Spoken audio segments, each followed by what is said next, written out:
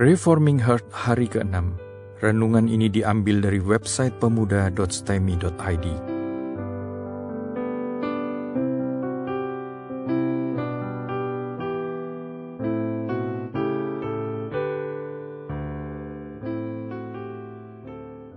Tema renungan hari ini adalah Perjalanan Tabut Tuhan. Mari kita membaca Alkitab dari 1 Samuel 4 ayat 1 sampai pasal 5 ayat 12. Demikianlah firman Tuhan. Tabut Tuhan dirampas. Orang Israel maju berperang melawan orang Filistin dan berkemah dekat Ebenezer, sedang orang Filistin berkemah di Afek. Orang Filistin mengatur barisannya berhadapan dengan orang Israel. Ketika pertempuran menghebat, terpukullah kalah orang Israel oleh orang Filistin, yang menewaskan kira-kira 4.000 orang di medan pertempuran itu. Ketika tentara itu kembali ke perkemahan, berkatalah para tua-tua Israel, "Mengapa Tuhan membuat kita terpukul kalah oleh orang Filistin pada hari ini? Marilah kita mengambil dari Silo tabut perjanjian Tuhan, supaya ia datang ke tengah-tengah kita dan melepaskan kita dari tangan musuh kita." Kemudian bangsa itu menyuruh orang ke Silo, lalu mereka mengangkat dari sana tabut perjanjian Tuhan semesta alam yang bersemayam di atas para kerub. Kedua anak Eli, Hofni dan Pinehas, ada di sana dekat tabut perjanjian Allah itu. Segera sesudah tabut perjanjian Tuhan sampai ke perkemahan, bersoraklah seluruh orang Israel dengan nyaring, sehingga bumi bergetar. Dan orang Filistin yang mendengar bunyi sorak itu berkata, "Apakah bunyi sorak yang nyaring di perkemahan orang Ibrani itu?" Ketika diketahui mereka bahwa tabut Tuhan telah sampai ke perkemahan itu, ketakutanlah orang Filistin, sebab kata mereka, Allah mereka telah datang ke perkemahan itu, dan mereka berkata, "Celaka kita, sebab seperti itu belum pernah terjadi dahulu. Celakalah kita, siapakah yang menolong kita dari tangan Allah yang maha dahsyat itu? Inilah juga Allah yang telah menghajar orang Mesir dengan berbagai-bagai tulah di padang gurun. Kuatkanlah hatimu dan berlakulah seperti laki-laki, hai orang Filistin, supaya kamu jangan menjadi budak orang Ibrani itu. Seperti mereka dahulu menjadi budakmu, berlakulah seperti laki-laki dan berperanglah." Lalu berperanglah orang Filistin sehingga orang Israel terpukul kalah. Mereka melarikan diri masing-masing ke kemahnya. Amatlah besar kekalahan itu. Dari pihak Israel gugur 30.000 orang pasukan berjalan kaki. Lagi pula tabut Allah dirampas dan kedua anak Eli, Hofni dan Pinehas tewas. Seorang dari suku Benyamin lari dari barisan pertempuran dan pada hari itu juga ia sampai ke Silo dengan pakaian terkoyak-koyak dan dengan tanah di kepalanya. Ketika ia sampai, Eli sedang duduk di kursi di tepi jalan menunggu-nunggu, sebab hatinya berdebar-debar karena tabut Allah itu. Ketika orang itu masuk ke kota dan menceritakan kabar itu, berteriaklah seluruh kota itu. Ketika Eli mendengar bunyi teriakan itu, bertanyalah dia, "Keributan apakah itu?" Lalu bersegeralah orang itu mendapatkan Eli dan memberitahukannya kepadanya. Eli sudah 98 tahun umurnya, dan matanya sudah bular, sehingga ia tidak dapat melihat lagi. Kata orang itu kepada Eli, "Aku datang dari medan pertempuran. Baru hari ini aku melarikan diri dari medan pertempuran." Kata Eli, "Bagaimana keadaannya anakku?" Jawab pembawa kabar itu, "Orang Israel melarikan diri dari hadapan orang Filistin. Kekalahan yang besar telah diderita oleh rakyat. Lagi pula kedua anakmu, Hofni dan Pinehas, telah tewas, dan tabut Allah sudah dirampas." Ketika disebutnya tabut Allah itu, jatuhlah Eli terlentang dari kursi di sebelah pintu gerbang. Batang lehernya patah dan ia mati, sebab telah tua dan gemuk orangnya. 40 tahun lamanya ia memerintah sebagai hakim atas orang Israel. Adapun menantunya perempuan, istri Pinehas, sudah hamil tua. Ketika didengarnya kabar itu bahwa tabut Allah telah dirampas dan mertuanya laki-laki serta suaminya telah mati, duduklah ia berlutut, lalu bersalin, sebab ia kedatangan sakit beranak. Ketika ia hampir mati, berkatalah perempuan-perempuan yang berdiri di dekatnya, "Janganlah takut, sebab engkau telah melahirkan seorang anak laki-laki." Tetapi ia tidak menjawab dan tidak memperhatikannya.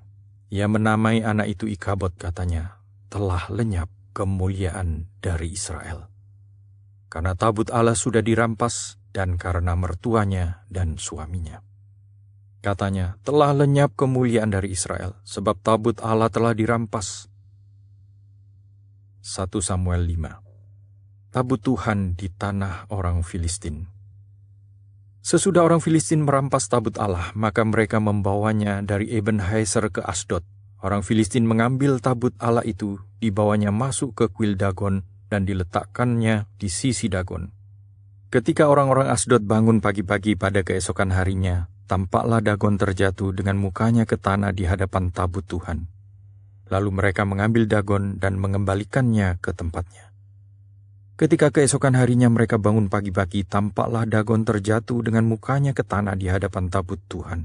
Tetapi kepala Dagon dan kedua belah tangannya terpenggal dan terpelanting ke ambang pintu. Hanya badan Dagon itu yang masih tinggal. Itulah sebabnya para imam Dagon dan semua orang yang masuk ke dalam kuil Dagon tidak menginjak ambang pintu rumah Dagon yang di Asdod sampai hari ini. Tangan Tuhan menekan orang-orang Asdod itu dengan berat, dan ia membingungkan mereka. Ia menghajar mereka dengan borok-borok, baik Asdod maupun daerahnya. Ketika dilihat orang-orang Asdod bahwa demikian halnya, berkatalah mereka, tabut Allah Israel tidak boleh tinggal pada kita, sebab tangannya keras melawan kita dan melawan Dagon Allah kita. Sebab itu mereka memanggil berkumpul kepadanya semua raja kota orang Filistin dan berkata, apakah yang akan kita lakukan dengan tabut Allah Israel itu? Lalu kata mereka, tabut Allah Israel harus dipindahkan ke Gad. Jadi mereka memindahkan tabut Allah Israel itu ke sana. Tetapi setelah mereka memindahkannya, maka tangan Tuhan mendatangkan kegemparan yang sangat besar atas kota itu. Ia menghajar orang-orang kota itu, anak-anak dan orang dewasa, sehingga timbul borok-borok pada mereka. Lalu mereka mengantarkan tabut Allah itu ke Ekron. Tetapi sesampai tabut Allah itu di Ekron, berteriaklah orang Ekron itu demikian. Mereka memindahkan tabut Allah Israel itu kepada kita untuk mematikan kita dan bangsa kita. Sebab itu mereka memanggil berkumpul semua raja kota orang Filistin itu dan berkata, antarkanlah tabut Allah Israel itu, biarlah itu kembali ke tempatnya, supaya jangan dimatikannya kita dan bangsa kita. Sebab di seluruh kota itu ada kegemparan maut. Tangan Allah menekan orang-orang di sana dengan sangat berat. Orang-orang yang tidak mati dihajarnya dengan borok-borok, sehingga teriakan kota itu naik ke langit. Mari kita merenungkan. Bacaan kita hari ini mengisahkan tentang pertempuran Israel dengan Filistin. Filistin membunuh 4.000 orang Israel, dan karena itu Israel merasa perlu membawa tabut perjanjian. Mereka berpikir dengan adanya tabut di tengah-tengah mereka, maka kemenangan pasti akan mereka dapatkan. Tetapi itu adalah pemikiran yang salah total. Yang mereka perlukan adalah kehadiran Tuhan, dan Tuhan sudah tidak mau lagi menyertai mereka karena kecemaran mereka. Yang perlu mereka lakukan bukan membawa tabut, tetapi bertobat dari kejahatan mereka. Itulah sebabnya kedatangan tabut pun tidak mengubah apa-apa. Pertempuran berikutnya memastikan kemenangan Filistin dengan matinya 30.000 tentara Israel dan anak-anak Eli, dan menyebabkan tabut perjanjian dirampas oleh orang Filistin. Eli begitu terkejut karena tabut Allah dirampas. Dia jatuh, kemudian mati karena lehernya patah. Istri Pinehas, anak Eli, bahkan menamai anaknya Ikabod, artinya di manakah kemuliaan. Mereka berduka karena tabut Allah dirampas. Mereka baru menyadari bahwa Tuhan sudah meninggalkan mereka. Ketika Israel menolak Tuhan, maka Tuhan memanggil bangsa-bangsa lain untuk menyerang mereka. Inilah cara Tuhan menghukum umatnya, seperti yang berkali-kali terjadi pada zaman kitab Hakim-Hakim. Baik Eli maupun istri Pinehas meratap karena Tuhan telah menghancurkan mereka. Tetapi seharusnya mereka meratap dengan ratapan seperti ini. Ketika Israel mulai memberontak kepada Tuhan, bahkan seharusnya mereka meratap dengan ratapan seperti ini ketika anak-anak dan suami mereka menghina Tuhan dengan menghina persembahan kepada Tuhan. Kapankah kita harus berduka cita? Ketika kita sudah kehilangan harta? Ketika ditaklukkan dalam perang? Tetapi seharusnya kita belajar berduka cita karena keberdosaan kita dan penyimpangan yang dilakukan oleh umat Tuhan. Nabi Yesaya meratapi umat Tuhan jauh sebelum mereka dibuang ke Babel. Dia meratap karena Israel tidak mengenal Allah. Dia meratap karena bangsanya terus-menerus berbuat jahat. Ada orang yang menangis ketika telah mendapatkan akibat dari dosa. Itu sama saja dengan penjahat yang tertunduk lesu karena sudah ditangkap polisi. Dia tertunduk bukan karena menyesali kejahatannya. Dia tertunduk karena sudah ditangkap. Orang yang menangis karena dihukum atas dosa-dosanya belum tentu sudah sungguh-sungguh bertobat. Tetapi jika seorang yang benar-benar benci dosa-dosanya, menangisi dosa, dan bertekad untuk kembali kepada Tuhan, walaupun belum berada dalam penghukuman oleh Tuhan, orang itu benar-benar sedang bertobat. Kemenangan Filistin juga menimbulkan pertanyaan, tidakkah kemuliaan Tuhan tercoreng karena hal ini? Pengertian umum orang-orang zaman Perjanjian Lama adalah bahwa kalau dua bangsa sedang berperang, maka dewa-dewa mereka pun sedang ikut berperang. Kemenangan sebuah bangsa adalah juga kemenangan dewa mereka. Tetapi Yesaya mengatakan bahwa Tuhan tidak akan membiarkan namanya dinajiskan. Mari kita melihat Yesaya 48 ayat 11. Demikianlah firman Tuhan. Aku akan melakukannya oleh karena aku, ya oleh karena aku sendiri. Sebab masakan namaku akan dinajiskan, aku tidak akan memberikan kemuliaanku kepada yang lain. Maka Tuhan pun memberikan ingatan di dalam diri orang-orang Filistin tentang peristiwa keluarnya Israel dari Mesir. Begitu membekasnya peristiwa itu, sehingga orang Filistin tidak pernah menganggap kemenangan mereka adalah kekalahan Allah Israel. Mereka bahkan percaya bahwa Tuhan jauh lebih kuat dari dewa-dewa mereka. Tuhan tidak dikalahkan oleh ilah Filistin, tetapi Tuhan memang sengaja menyerahkan Israel ke tangan orang Filistin. Kegentaran di tengah-tengah Filistin menjadi makin besar ketika Tuhan menimpakan tulah borok kepada mereka. Ini mengingatkan mereka akan tulah di Mesir yang masih terus mereka simpan sebagai berita turun-menurun. Tuhan tetaplah Allah yang berkuasa atas seluruh bangsa-bangsa. Mesir dan Filistin dihajar oleh tulah. Dialah yang mengatasi segala berhala, maka berhala Mesir dan dewa Dagon Filistin pun dihancurkan olehnya. Dua bagian dari bacaan kita hari ini mengajarkan suatu pengajaran yang sangat penting, yaitu bahwa Tuhan dapat menunjukkan kemuliaan dan kebesarannya tanpa harus memanggil suatu umat pilihan dan memberkati mereka menjadi umat yang besar. Tuhan dapat saja menyatakan kemuliaannya dengan mempermain-mainkan bangsa-bangsa. Benarkah kemuliaan telah meninggalkan Israel? Di manakah kemuliaan? Jika tidak lagi ada di tengah-tengah Israel, apakah itu berarti Tuhan tidak lagi sanggup menyatakan kemuliaannya? Tidak.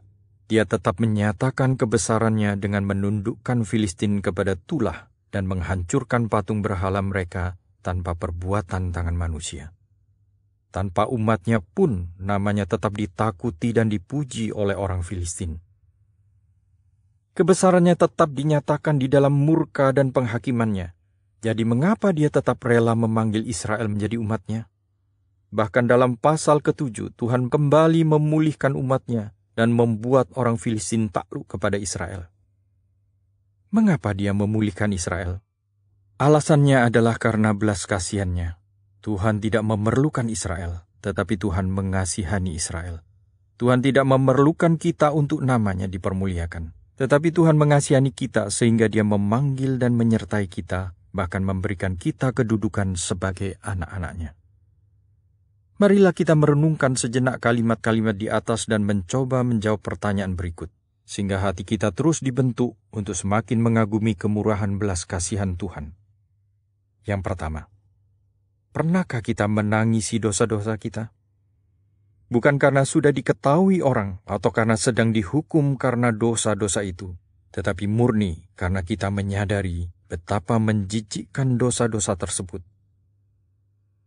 Pernahkah kita berada dalam keadaan yang begitu sulit karena sadar betapa rusaknya diri kita di hadapan Tuhan? Berdoalah supaya Tuhan memberikan kita hati yang sadar akan dosa dan berduka cita karena dosa-dosa yang telah kita kerjakan. Duka cita sedemikian akan mengawali pertobatan sejati. Yang kedua, pernahkah kesombongan masuk ke dalam diri kita dengan berpikir bahwa Tuhan memerlukan kita untuk menyatakan kemuliaan namanya? Mungkin bukan kita secara individu, tetapi kita secara gereja. Kalau bukan karena gerakan reform Injili, bagaimana mungkin nama Tuhan dapat dipermuliakan? Jangan sampai suatu saat nanti Tuhan mengajari kita suatu fakta bahwa gerakan ini disingkirkan oleh Tuhan, dan Tuhan tetap sanggup menyatakan kemuliaannya. Mungkin kesombongan ini masuk dengan tidak disadari. Pernahkah kita berpikir bahwa tanpa kita pekerjaan Tuhan akan terhambat? Kalau kita berpikir seperti itu, nanti Tuhan akan menyingkirkan kita dari pelayanan. Dan Dia tidak lagi akan memakai kita, tetapi Dia akan menunjukkan bahwa pekerjaan Tuhan akan semakin berkembang tanpa adanya kita yang berbagian di dalamnya. Mungkin juga kesombongan ini muncul dalam bentuk menganggap diri lebih baik dari rekan pelayanan yang lain. Kita merasa diri kita lebih suci, lebih saleh, atau lebih ahli dari yang lain, dan mulai memandang rendah orang lain karena kita merasa bahwa Tuhan pasti akan memakai kita lebih daripada yang lain. Ini kesombongan ala orang Farisi. Jangan-jangan kesombongan merasa tidak perlu bergantung kepada Tuhan di dalam doa pribadi maupun bersama. Siapa yang malas ikut persekutuan doa sudah terjangkit kesombongan ini, karena dia merasa pelayanan bisa berjalan tanpa harus bersujud dalam doa kepada Tuhan bersama-sama dengan jemaat yang lainnya. Kiranya kita menyadari bahwa Tuhan tidak harus memakai kita. Jika toh Dia tetap memanggil kita untuk melayaninya, itu semua dilakukan karena belas kasihan-Nya bagi kita.